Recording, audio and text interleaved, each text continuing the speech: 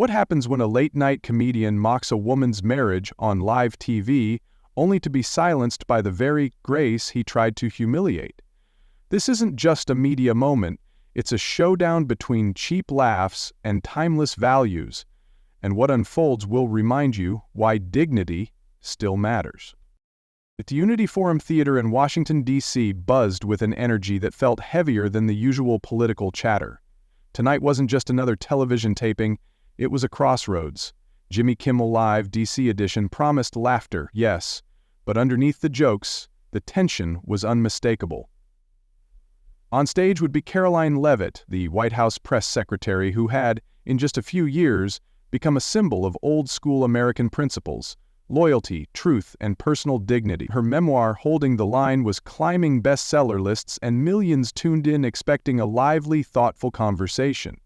But behind the scenes, whispers floated through the production team about something less honorable. A plan to poke fun at Caroline's marriage to a decorated war veteran nearly 20 years her senior.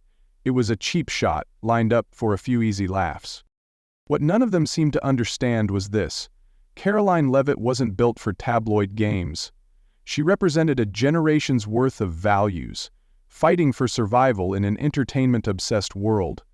Tonight would not be about book tours or clever sound bites. It would be about whether respect, true respect, could still demand its place under the hot glare of television lights. And when the moment came, it wouldn't just define the night, it would define who really controlled the story and who still understood the weight of a public trust. America was about to find out. Caroline Leavitt wasn't the kind of press secretary Washington was used to. At just 30 years old, she stood behind the iconic White House podium with a kind of conviction that felt almost anachronistic in a city obsessed with spin. Her voice was steady, her answers sharp, but it wasn't just her intellect that set her apart. It was her unwavering respect for the old codes: duty, loyalty, honor. In a political age where personal lives were often sacrificed for career advancement, Caroline's story stood as a quiet rebellion. She had recently married Colonel David Kane, a retired Army officer whose service spanned decades and continents, a man who knew the cost of loyalty in blood, not just in speeches. Their relationship, built on shared faith and principles, had drawn sneers from gossip columns fixated on their age gap, but Caroline never flinched. She believed marriage wasn't about appearances, it was about choosing the person who stood beside you when the world turned hostile. In interviews, she spoke openly about hard work, public service, and the importance of honoring one's commitments, values many considered relics in modern politics. To those who knew her, Karoline wasn't playing a part. She was living the very ideals so many had quietly given up on. And tonight, sitting across from a late-night entertainer known for mockery, she carried not just her career, but the quiet weight of an older, fiercer American tradition. Respect earned, not demanded. Boundaries drawn, not blurred. The stakes were bigger than laughs. They were about who we still were as a country. Backstage at the Unity Forum Theater, the air was thick with anticipation and something sharper: caution. Caroline Leavitt sat in the green room, her posture relaxed but her instincts razor-sharp. She had been in enough political arenas to recognize when something wasn't right. Across the hall, Nina Park, her communications director and seasoned crisis manager, caught the whispers floating among the production crew. A quick joke here, a sly glance there. It didn't take much to read the room. The producers were planning more than a standard interview. Nina's jaw tightened as she caught wind of a particular line being rehearsed, something about pensions and politics, couched as humor but designed to humiliate. She moved fast, cornering Marcus Hill, the stage manager, and delivered a low, pointed warning: "Stick to the book, stay off her personal life, or you'll regret it." Marcus, caught between loyalty to his bosses and the sense that this night could spiral, gave a noncommittal nod. But Nina knew the look. They had already made up their minds. It would be Karoline against the show.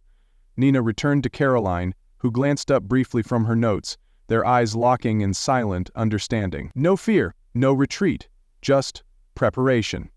In the controlled chaos of live television, it only took one bad faith move to turn a conversation into a battlefield. Nina's voice was calm but loaded with meaning as she said, "They're going to take a swing. Be ready." Caroline smiled faintly, not with amusement but with the quiet certainty of someone who had been underestimated her whole life and was about to remind them why that was a mistake. The house lights dimmed, the cameras snapped to life, and the familiar opening chords of Jimmy Kimmel's theme song filled the Unity Forum Theater. The audience, a mix of political insiders, students, and curious locals, buzzed with expectation. Jimmy took the stage with his signature grin, opening with a string of jokes aimed at the absurdities of Washington life. The crowd laughed easily. For a moment it all felt harmless, familiar, a late-night show doing what late-night shows do. When Jimmy introduced Caroline Leavitt, he struck the right note, respectful, even admiring. Tonight's guest is someone who's rewriting the rules and reminding us that the old ones weren't so bad either, he said, drawing polite applause. Caroline stepped onto the stage in a crisp navy blazer, her stride steady, her smile composed but reserved. She shook Jimmy's hand firmly and settled into the guest chair, her posture a masterclass in controlled confidence. The first few minutes of the conversation unfolded smoothly. Jimmy asked about her memoir, holding the line, and Caroline spoke eloquently about navigating the pressures of public life without surrendering her values. She touched on lessons from her small-town upbringing, the importance of mentorship, and the cost of standing firm in a political world that often rewards compromise over conviction. The audience leaned in, many nodding along. Caroline was sharp, but approachable, serious without being self-righteous. Jimmy, ever the seasoned host, kept the tone light, throwing in the occasional harmless quip about political jargon and press briefings. Caroline parried with ease, offering witty rejoinders that drew appreciative laughter. If one didn't know better, it would seem like the night would remain just that, polite, engaging, and respectful. But behind Jimmy's easygoing smile, the producer's plan still lurked, waiting for the right moment. Caroline sensed it too. As she spoke about public service being a higher calling than personal fame, her fingers lightly tapped the cover of her book, resting on the armrest, a subtle signal to Nina backstage. The storm hadn't broken yet, but the temperature in the room was shifting, almost imperceptibly. The next few minutes would decide whether this night stayed on the rails or exploded into something unforgettable. It happened with a smirk and a flick of the wrist. Jimmy Kimmel, shuffling through his cue cards with theatrical nonchalance, let the first barb fly just as Caroline Leavitt finished a thoughtful answer about restoring public trust. "Speaking of trust," Jimmy said, his grin widening, "it must be a lot easier to talk about sacrifice when you're flying private, huh? I mean, marrying a billionaire real estate mogul. Now, that's one way to hold the line." The audience rippled with uneasy laughter. Some chuckled out of habit, not realizing yet how deep the cut had been. Others winced outright. Jimmy, sensing the stir, pressed in harder, emboldened. "Hey, no judgment," he added, shrugging with faux innocence. "I'm just saying, Caroline, some of us have to claw our way up, others just marry into it." The words landed like broken glass. Caroline's polite smile didn't so much fade as crystallize. Cool, immovable. Her hands remained folded neatly on her lap, but her posture shifted ever so slightly, a subtle realignment that anyone trained to spot strength would notice instantly. Backstage, Nina Park stiffened, a dark scowl flashing across her face. "They went there," she muttered to Marcus Hill, who grimaced but said nothing. The trap had been laid, baited, and sprung, all under the unforgiving glare of live television. Jimmy, mistaking Caroline's stillness for weakness, tried to laugh it off, raising his hands in mock surrender. "Kidding, kidding," he said with a smirk, but it was too late. Caroline leaned forward just enough for the lights to catch the steel in her eyes. Her voice, when it came, was low and surgical. "You know," she said, "it's always telling when a man who's built a career on jokes thinks success must come from anything but hard work." The audience shifted. Nervous energy turned electric. A few scattered claps broke out, hesitant at first, then gaining momentum. Jimmy opened his mouth to respond, but Caroline was already sitting back, composed, daring him, daring everyone, to believe the easy caricature over the evidence of their own eyes. Trust had been broken, and not just between guest and host, but between an audience and the cheap spectacle they hadn't realized they were complicit in until now.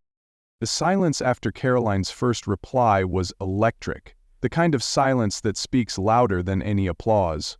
Jimmy Kimmel, sensing the mood shift, tried to steer back toward humor, offering a nervous chuckle and waving his hand as if to brush it off.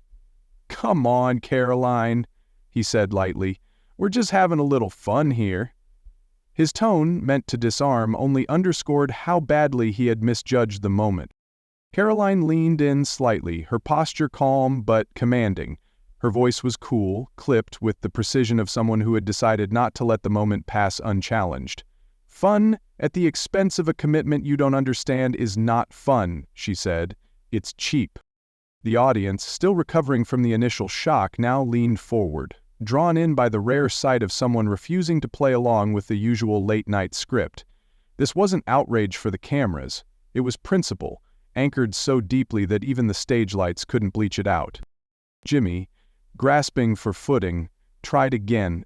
"Hey, we all respect the troops. It's just a joke," he started, but Caroline cut him off with a quiet authority that carried to the back rows. "Respect isn't a punchline," she said. "And neither is the life I built alongside someone who served this country while people like you made jokes about it from a desk." A few audience members broke into spontaneous applause. Others sat in stunned silence, unsure whether to clap or retreat into the safety of polite stillness. Jimmy's smile wavered, the veneer of control slipping inch by inch. Backstage, Nina Park crossed her arms and gave a single, satisfied nod. Caroline was doing exactly what needed to be done. No theatrics, no shouting, just an unflinching defense of values too often treated as relic. Caroline pressed on, her voice gathering strength. "You invited me here to talk about public service, about the future of this country. Instead, you chose to belittle something personal, something sacred. If that's what passes for entertainment now, maybe the real joke isn't on me." The words landed like hammers. The audience, sensing the gravity of what they were witnessing, responded not with the raucous laughter Jimmy usually commanded, but with a rising rumble of support for Caroline. Some stood, others clapped slowly, purposefully. It was no longer Jimmy's show, it was Caroline's moment. She sat back, composed, her eyes never leaving his. Jimmy shifted uncomfortably in his chair, flipping a note card over with a trembling hand. For the first time in the evening, the king of late night found himself not just challenged, but outclassed. Caroline hadn't raised her voice. She hadn't stormed off the stage. She had simply refused to let cheap humor stand taller than respect. And in doing so, she didn't just defend herself. She defended every value that many in that room, and across the country, felt slipping away and desperately hoped someone still remembered how to fight for. The room cracked open like a fault line. For a moment after Caroline's final words, there was a stunned, almost reverent silence. And then the eruption came, scattered applause built into a rolling wave, some audience members rising to their feet, clapping deliberately, pointedly, as if staking their claim on the side of dignity. Others, loyal to the late-night rhythm of laughter and lightness, sat stiffly, offering Jimmy thin smiles of encouragement, as if willing him to reclaim the room. The divide was clear and immediate: respect versus ridicule, conviction versus comedy. Jimmy Kimmel, for his part, tried to recover. He raised his hands with a sheepish grin, half pleading, half teasing. Folks, come on, we're just trying to have a good time here." His voice, usually so quick and cutting, now carried a brittle edge. The audience wasn't buying it. The younger pockets laughed uneasily, but a deeper current had taken hold. One Caroline commanded without shouting, without grandstanding. She simply sat there, composed, as if daring the room to decide who they really wanted to be. Backstage, Nina Park exchanged a look with Marcus Hill, the stage manager. Marcus just shook his head, muttering under his breath, "They lost her." He meant the audience, but it was more than that. Jimmy had lost the moral center of the night, and Caroline had claimed it with nothing more than quiet, unflinching truth. On stage, the tension escalated. Someone in the back yelled, "Respect her!" and others picked it up, a few chanting, others clapping along. The Unity Forum Theater, designed for civil discourse, now pulsed with a raw energy that couldn't be staged. Jimmy shifted again, trying to regain control. "Hey, Caroline," he said, voice strained. "We're all friends here." Caroline's expression didn't change. "Friends don't mock what matters," she said simply. The room roared again, louder this time. It wasn't just about Caroline Leavitt anymore. It was about something the audience, especially the older faces in the crowd, recognized at a gut level. A line had been crossed, and someone had finally stood up and said, "Enough." Jimmy looked to his floor producer in the wings, who frantically gestured to move on, to pivot, to salvage what they could. But the show's momentum was no longer in Jimmy's hands. Caroline Leavitt had shifted the center of gravity, and in doing so, she turned what was supposed to be a light-hearted television segment into a defining cultural moment, one where the audience, for once, chose principle over performance. The longer the moment stretched, the more obvious it became. Jimmy Kimmel was losing control. His trademark smirk faded into something tighter, edgier. A host caught between saving face and salvaging the show. He shuffled his note cards, tapping them against his desk in a rhythm that betrayed his nerves. Okay, he said, forcing a laugh that didn't quite reach his eyes. "Let's get back to the book. Holding the line, everybody."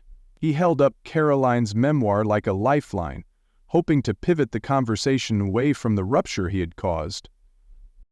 Caroline didn't move. She didn't rush to help him smooth over the moment.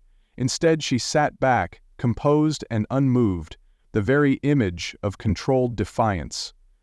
Her gaze remained steady, not hostile, but unmistakably firm, an unspoken reminder that some breaches couldn't be patched over with a smile and a joke. Jimmy tried again, this time appealing to the audience. "You know, this is a comedy show, folks. We joke around, we tease. It's what we do." His voice was louder now, carrying a hint of frustration. Some audience members clapped politely, but the deeper murmur of discontent rolled through the crowd like distant thunder. The division had hardened. Caroline leaned forward slightly, her voice calm but cutting. "Mockery isn't the same as conversation," she said. "It's easy to make jokes. It's harder to stand for something." A ripple of applause broke out, uncoordinated but sincere. Jimmy's jaw tightened. His next words came faster, sharper. "Come on, Caroline. Don't take it so seriously. Lighten up." But Caroline wasn't there to lighten up. She was there to hold the line. She shook her head slowly, almost sadly. "When you mock someone's service, someone's loyalty, you don't get to tell them how seriously to take it," she said.